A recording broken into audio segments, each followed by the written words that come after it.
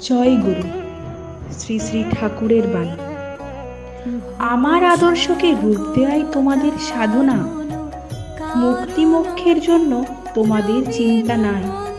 তোমরা আমার কাজ করে যাও, অন্তিমে আমি তোমাদের সকল ভার, সকল বোঝা বহন করব।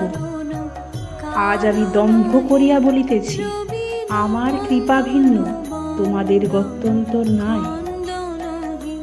অমৃতের সন্তান তোমরা, মরজগতের মোহে চিরদিন মুক্ত থাকিও না।